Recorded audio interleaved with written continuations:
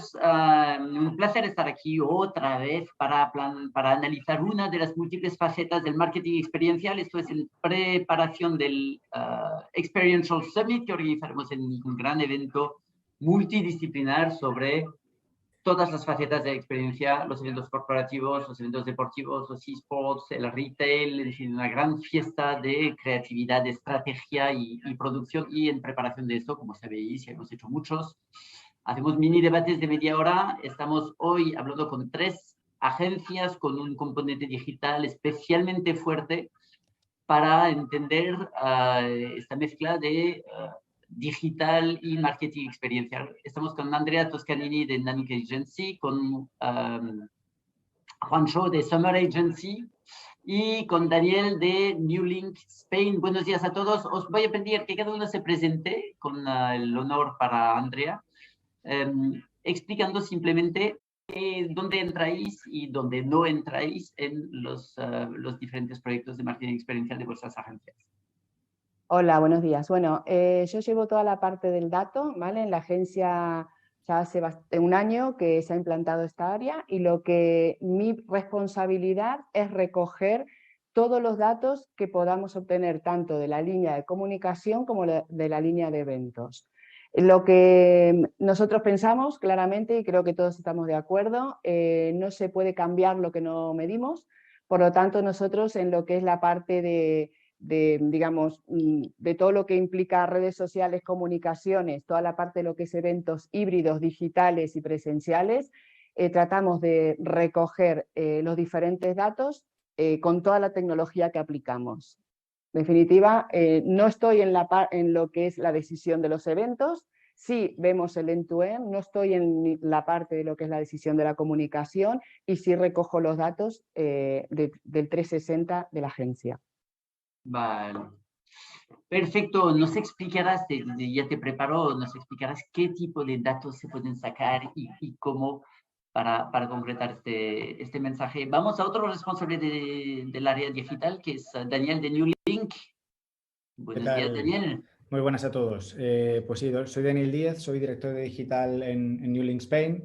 Y nuestro rol o mi rol dentro del área digital, pues no solamente es desarrollar los propios proyectos que lideramos desde el punto de vista de estrategia digital, sino sobre todo conectar muy bien con otras áreas que por un lado generan o desarrollan eventos, activaciones, experiencias, muchas veces físicas, como es nuestra área de eventos y liveness. Y por otro lado, con el área de lifestyle, que también tiene un componente muy elevado de comunicar o hacer a las marcas relevantes en la mente de las personas como una marca realmente que conecta con el estilo de vida. Y ahí yo creo que tenemos la suerte de trabajar en estos 2 elementos o en estas 2 líneas de trabajo en las que al final el rol de digital varía mucho en función de la particularidad de la activación y la necesidad de la marca. Podemos estar muy vinculados en la difusión o en dar a conocer la iniciativa y luego hacer que se viralice de la mejor forma posible o se difunda de la mejor forma posible durante la activación, o podemos entrar muchísimo más y formar parte de experiencias de participación que recojan muchísimos datos o información relevante pues para enriquecer la propia experiencia y también para extraer conclusiones para desarrollar nuevas activaciones. Vale. A ti también prepárate porque te pediré un ejemplo de cómo intervenís en un evento. Juancho, tú eres una ilustración de una tendencia o de una oportunidad de futuro, no sé, porque tenías una experiencia, vienes de una agencia muy marketing. Sí. Bueno, exacto. Yo soy Juancho. Y te has unido a Summer, que es una agencia digital, entiendo. Correcto. Encantado de estar aquí. Exacto, es lo que tú decías, Eric. Yo tengo una trayectoria de más de 20 años en una agencia meramente experiencial y lo que nos hemos atrevido hace año y medio a generar un proyecto que se llama Summer Life dentro de Summer Agency, que de alguna manera es generar esa nueva dimensión experiencial dentro de una agencia con eminentemente carácter digital, ¿no? en el que, por un lado, desde el mundo experiencial, el mercado nos ha llevado hacia la experiencia digital y, por otro lado, a las agencias puramente digitales les han llevado también a conectar con la experiencia. Con lo cual, mi labor como jefe de experiencia en la agencia es intentar unir esos 2 mundos, ¿no? Es decir, cómo cogemos todo lo que el digital nos aporta y cómo lo llevamos al experiencial, o por otro lado, cómo todo lo experiencial también supone un claro indicador para plantear una estrategia digital a nuestros clientes, ¿no? Con lo cual, yo no tengo un perfil, un rol tan digital como pueden tener mis compañeros de webinar hoy, pero sí tengo un componente experiencial en el que poco a poco hemos tenido que incorporar toda la experiencia digital. Vale, y será interesante ver, uno, por qué te han integrado. Entiendo que veían una serie de oportunidades, veían que interactuaban con los públicos, con los targets, en la manera, en el canal digital, pero que esto tenía que llegar al mundo real de alguna forma. ¿Es algo así? Sí, correcto, totalmente. Vale.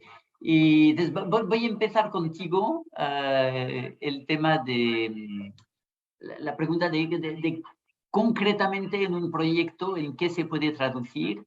¿Nos puedes explicar un proyecto en el cual hay una colaboración con digital? Que no sé si el trabajo empieza con digital y te pasan un briefing a ti, o si al contrario es un trabajo experiencial y tú utilizas sus conocimientos de Bueno, digital. Explíqueme un caso. actualmente yo creo que cualquier briefing que nos llega a la agencia tiene sea un briefing plenamente experiencial, tiene un componente claramente digital, ¿no? Bien en su concepción, bien en su formato, bien en sus contenidos, ¿no? Yo creo que al final la parte digital no deja de ser un poco la parte de altavoz virtual de la parte experiencial. Es decir, al final lo que tenemos que ver es cómo generas un contenido atractivo. La parte digital nos ayuda, pues, a encontrar esa audiencia, a generar el contenido, adaptar el contenido a esa audiencia, a personalizar el mensaje, por supuesto, a la parte de medición.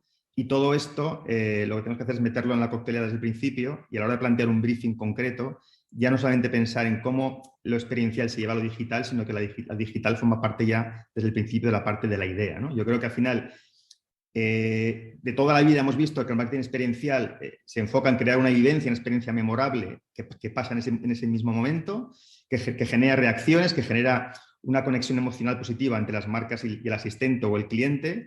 Y lo que nos permite el marketing digital fundamentalmente es amplificar esa experiencia y de alguna manera, una capacidad mayor de difusión y de amplificación, ¿no? Es decir, yo creo que el marketing experiencial no es un complemento, sino que es parte integral de cualquier acción de marketing, y la parte digital nos aporta toda esa capacidad de ir más allá, ¿no? de lo que es el propio briefing. Vale, vale. Entonces entiendo que para todas las agencias presentes aquí, este componente de decir, pues tengo una experiencia, voy a exprimirla todo lo posible y hacer que sea la más viral posible, que perdure en el tiempo. Me parece bastante claro. Donde tengo más dudas es qué os aporta lo digital para concebir mejor las experiencias. Es decir, idealmente lo digital es una fuente de inteligencia de marketing brutal. Andrea o Daniel, ¿cómo esto suma al trabajo creativo y a la concepción de experiencia que puede hacer la agencia?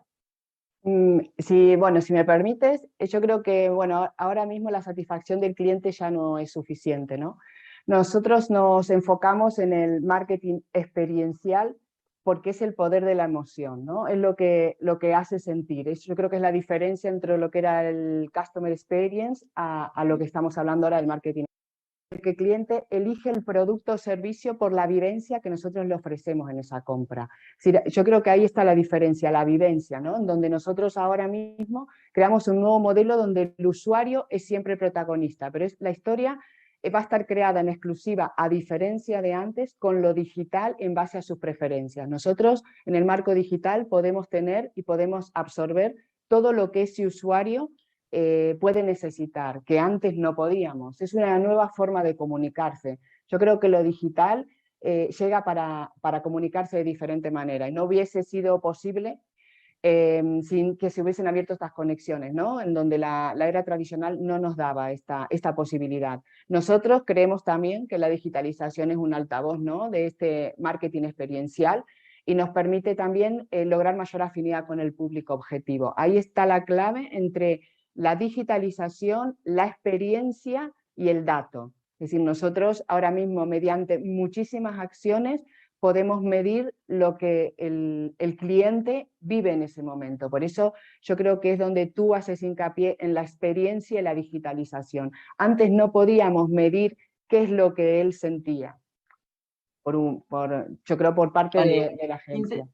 Vale, me parece tan potente esto que me gustaría concretarlo. ¿Me puedes dar un ejemplo de para un evento. Por ejemplo, nosotros, yo en la agencia estoy en la parte de nuevas tecnologías, ¿vale? Nosotros vivimos esa experiencia para que el cliente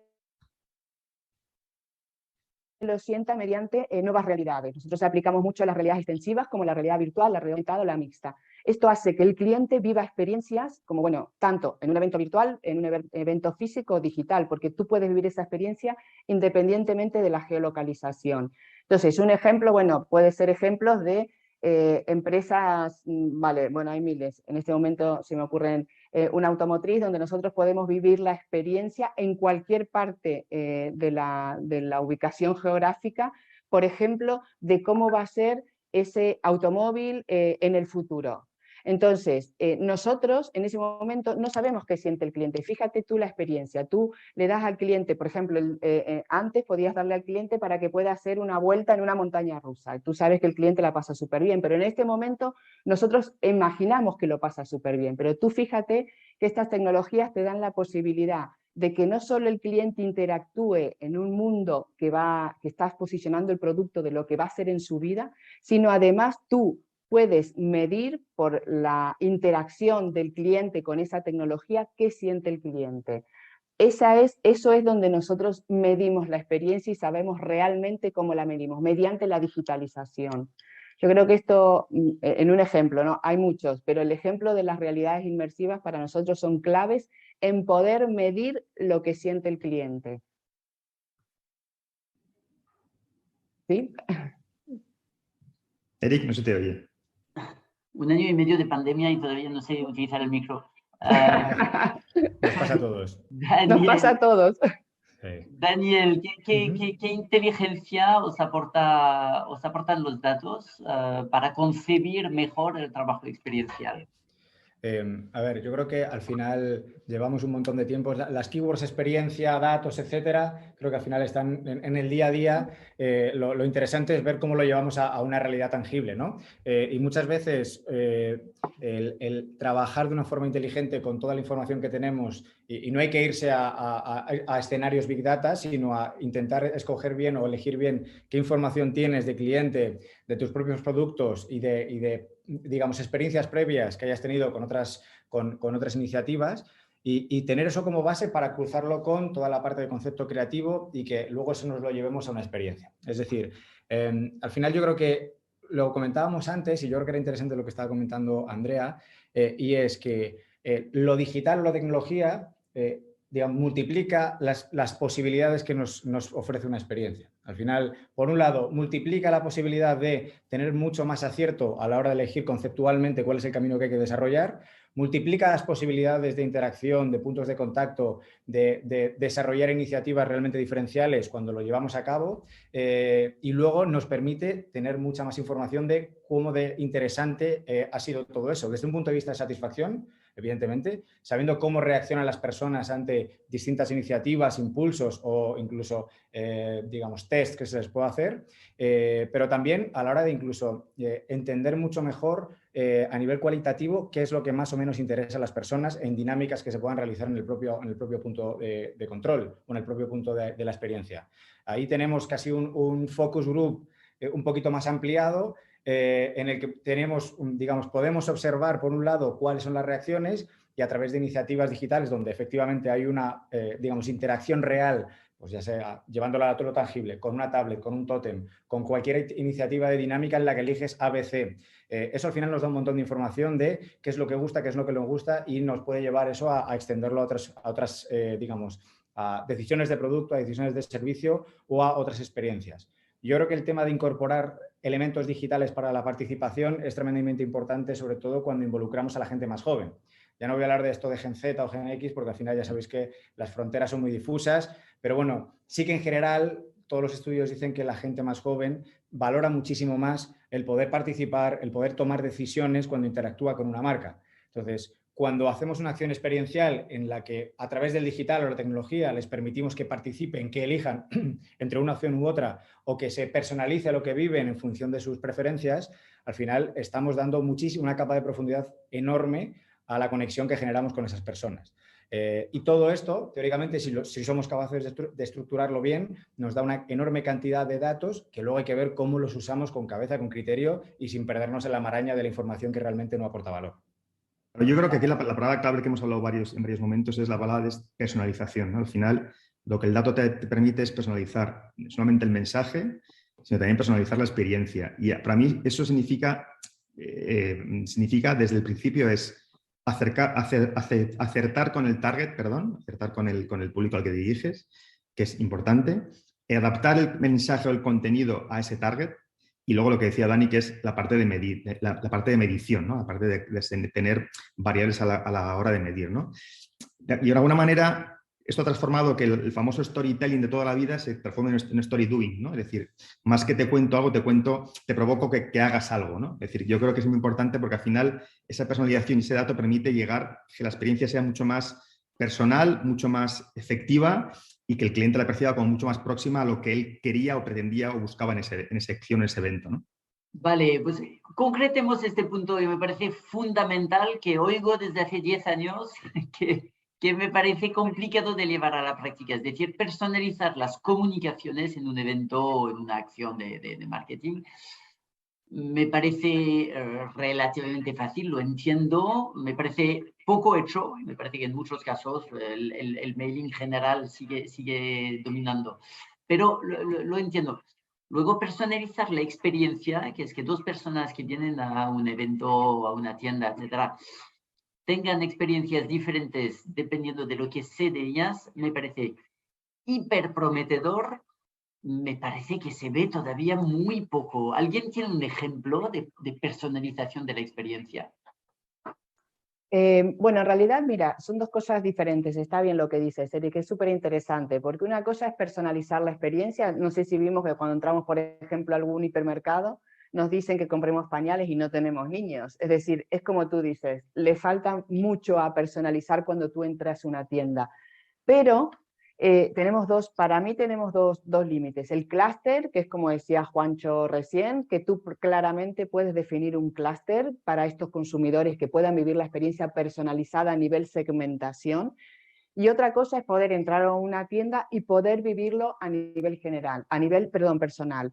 Y esto tiene mucho que ver con cómo estás tú, por ejemplo, en un evento, inscrito en ese evento, porque el evento no tiene forma de reconocerte si no sabe quién está entrando por esa puerta. Entonces, tiene mucho que ver en la definición de lo que es ese evento. Si yo hago un evento focalizado en la segmentación de las personas que van a venir, o si yo hago un evento, por ejemplo, pudiendo reconocer facialmente las personas que van a venir. Y cuando yo hice esa invitación, he enviado que se registre a nivel de una foto. Por lo tanto, yo tengo tecnología para poder reconocerlo, en este caso facialmente, y poder enviar lo que ese cliente personalmente necesita. Es decir, ahí tenemos, yo creo que una brecha bastante importante en decidir si vamos a ir a la segmentación de lo que va a ser mi evento o mi comunicación digital, o personalizar a esa persona, pero conocerla de alguna manera.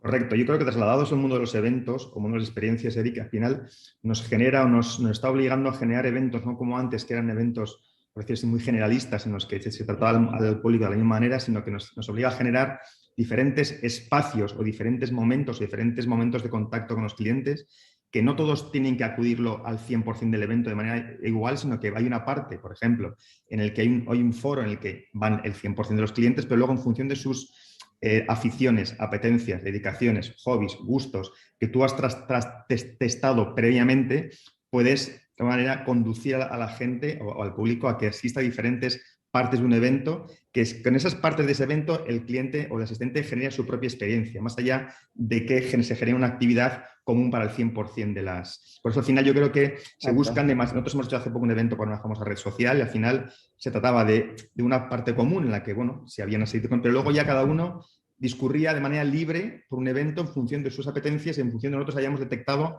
que podía interesar a las diferentes audiencias. Ahí es muy importante lo que decía Andrea de segmentar el mensaje, segmentar la propuesta de valor que le mandas al asistente y lo que él espera cuando llega al evento, ¿no? Sí, ahí Vale, la capa entiendo. de... Sí, perdona.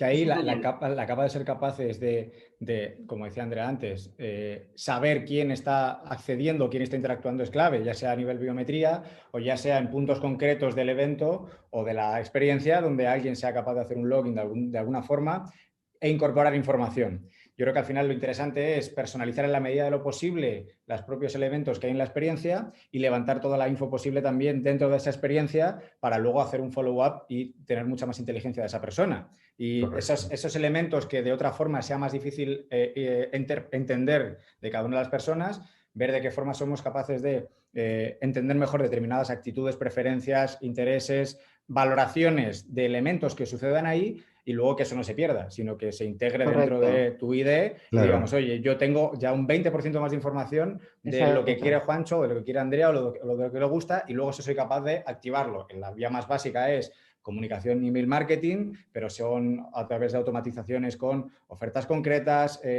comunicaciones relacionales que no solamente comerciales, es decir, ver cómo integramos esa información en la ficha o en el ID de cliente que tenemos. Además, yo creo que aquí la clave es que sea bidireccional, o sea, que sea el evento quien emita contenidos, quien emita conversación hacia el asistente y al revés. Porque, por ejemplo, ya hace años que una campaña muy memorable que hizo, creo que fue Mini, que cuando tú pasabas con tu Mini por debajo de un puente había una valla luminosa que ya decía, hola Juancho, ¿qué tal te va con tu Mini? Con lo cual eso ya era una forma de adaptar el mensaje, ¿no? Pero era una forma muy, muy receptiva. Yo creo que aquí el reto está, ahora que tenemos más información, y esto ha pasado ya un montón de años, es cómo esa información que tenemos hace que el propio evento cambie o que la generación de la conversación famosa, ¿no? El famoso contenido, ¿no? Vaya de un lado a otro, de la marca al cliente, el cliente a la marca, de manera bidireccional y de manera muy adaptada a la personalidad de cada uno, ¿no? A las aficiencias de cada uno.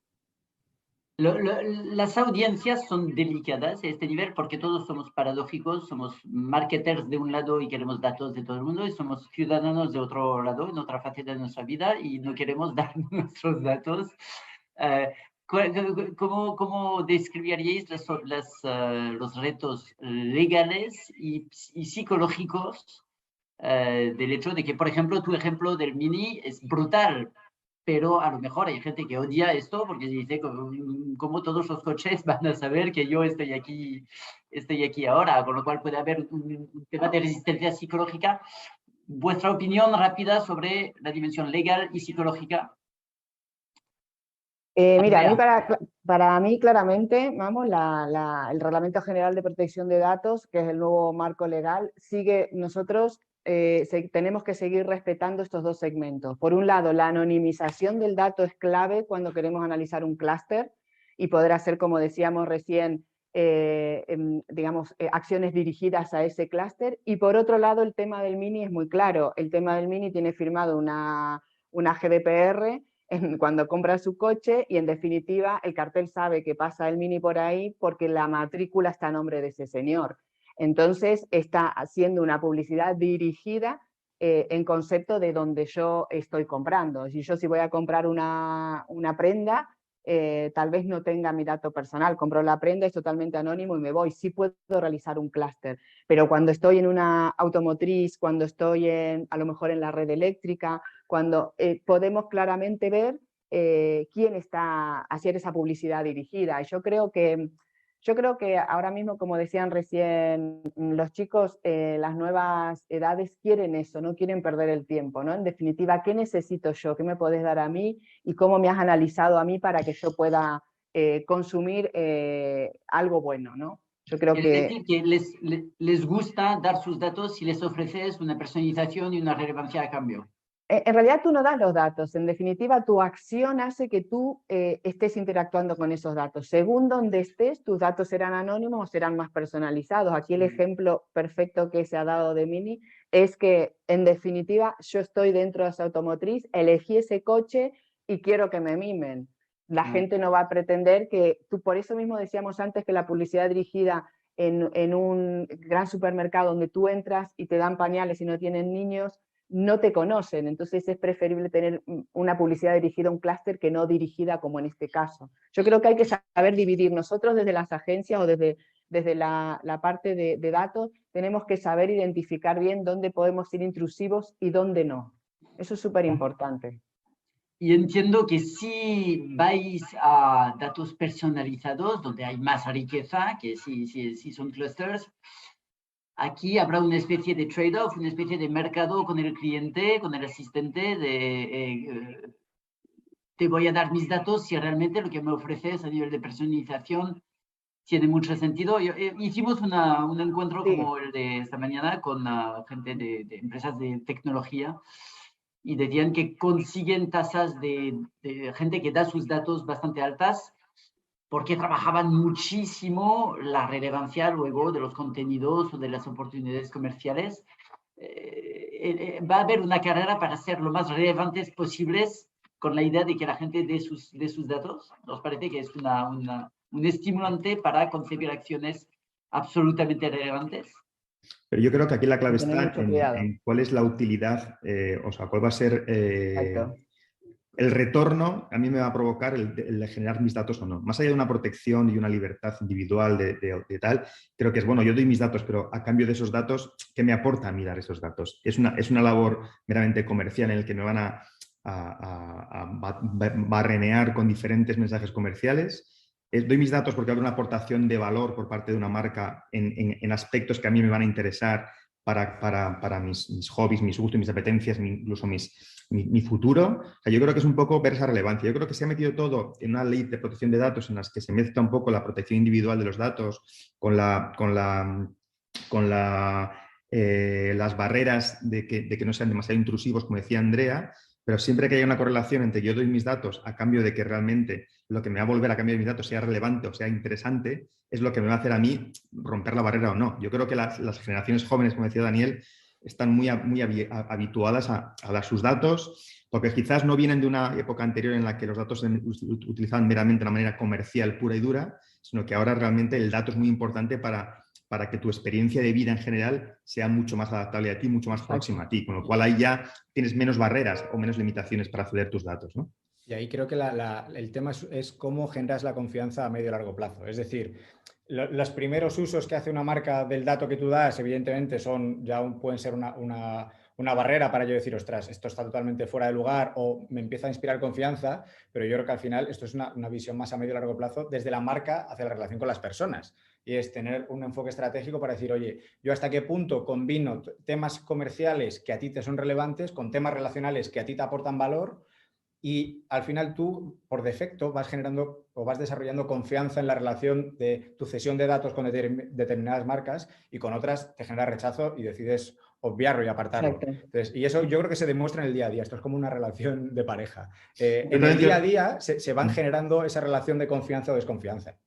Y luego, por ejemplo, llevándolo mucho al terreno de los eventos o el terreno experiencial que yo donde me manejo, también es muy importante dónde se recoge ese dato. Es decir, para mí es diferente generar una base de datos para invitar a que vayan a algún sitio, que es la fase 1, a que tú generes un evento, una experiencia, y en esa experiencia a la que ya acude gente con un interés previo en asistir a ese evento porque le interesa, generes una base de datos de leads. Creo que es diferente, porque al final ya demuestras un interés inicial en algo que tú voluntariamente, yo voy al evento de automoción porque me interesa ese tipo de coche, y cuando estoy en ese evento de ese tipo de coche, doy mis datos para que me sigan informando de ese coche, por ejemplo, ¿no? Volviendo al tema del coche. O doy mis datos para, no sé exactamente muy bien para qué, con lo cual, dónde se genere esa toma de datos también es muy interesante y muy relevante para luego manejar, porque al final, creo que lo ha dicho Daniel antes, lo importante no es el dato, sino es qué se hace luego con esos datos, ¿no? Estamos todos con el Big Data, tenemos momentos en los que tenemos una cantidad de información brutal, pero la clave es, bueno, y ahora cómo la interpreto, cómo la manejo, cómo la utilizo y qué hago con ella para que realmente sea útil, ¿no? Después del esfuerzo en la recogida de datos que hemos invertido. Vale. Nos queda un minuto. Una pregunta cuya respuesta es probablemente evidente. Lo que estáis haciendo hará salir el marketing experiencial de la experiencia puntual, es decir, las estrategias de datos casi sistemáticamente tienen que empezar mucho antes de la experiencia y acabar mucho después. Pasamos de un marketing experiencial a un marketing, digamos, relacional. Es una pregunta para acabar importante, ¿eh? O sea, ¿Haremos otro webinar sobre esto? Yo creo que sí. Sí, al final, claro, al final entiendo que la visión entiendo que es las experiencias te alimentan una base, digamos, una información, una fuente, no, perdón, alimentan una base de datos que tú vas enriqueciendo constantemente. Entonces, al final no es un compartimento estanco, sino que todas las experiencias que tú generas en un u otro entorno se incorporan o deberían incorporarse con todo el resto de puntos de contacto que tienes con los demás, ya sea a nivel web, a nivel tienda física o a nivel de email marketing. E idealmente, toda esa información, no solamente la de experiencia, sino todo lo que tienes a nivel del resto de puntos de contacto, deberían enriquecer para que tú des el mejor enfoque de marketing experiencial que puedas. Yo creo que lo que aquí sería el error sería decir que la clave es virtualizar la experiencia, ¿no? Creo que eso es un error, que lo quiero que al final actualmente la parte digital tiene que ser parte de todo el proceso, desde la propia concepción del evento en sí, ya tiene que tener en cuenta un poco esa parte digital como parte del brief, como parte del desarrollo y como parte de la consecuencia, ¿no? Pero no es aquello de tengo una experiencia, tengo que virtualizarla, sino cómo hago que la experiencia sea ya desde el principio digitalizable, virtualizable o memorable, ¿no? Creo que es la diferencia. Vale, en 15 segundos, tema de briefing. Un buen briefing hoy incluye una parte de qué datos tenemos y qué nos enseña esto del público y qué enriquecimiento de datos queremos conseguir con el evento. Y Vale, algo si más, quiere, quizás, qué tipo de personalización, cuáles son las grandes cosas que no siempre están en los briefings y que tendrían que estar. bueno, yo creo que Una pregunta, 15 segundos, Andrea. Vale, rápidamente. Yo creo que referido a lo que es la parte de digitalización, ¿no? Para que cómo ha cambiado esto, creo que para mí son fundamentales 3 cosas. Primero, que el cliente exprese, cuéntame una historia, tiene que decir que le contemos una historia, que le digamos cómo el usuario o el cliente de ese evento, de esa historia, vive esa historia, cómo la va a vivir. Y por otro lado, déjame verlo en tiempo real. Yo creo que esos 3 puntos que pueden estar ahora en los briefings, pueden hacer que nosotros digitalicemos este marketing experiencial. Pues ya está, casi, ya empieza mañana, ya empieza esta época, esta fase, esta gran era del marketing que mezcla de forma inteligente lo virtual y lo experiencial, que son dos partes con enorme potencial y muy complementarias. Andrea, Juancho, Daniel, un gustazo estar con vosotros. Gracias a Mar y a Cristina por la regiduría. Gracias a Meetmaps por la plataforma de registro. Gracias a Watchity por el streaming. Para 2 días de celebración de la experiencia con un módulo digital donde exploraremos en más profundidad lo que hemos visto hoy. Gracias a todos. Muchas gracias. Buenos días. Muchas gracias. Adiós.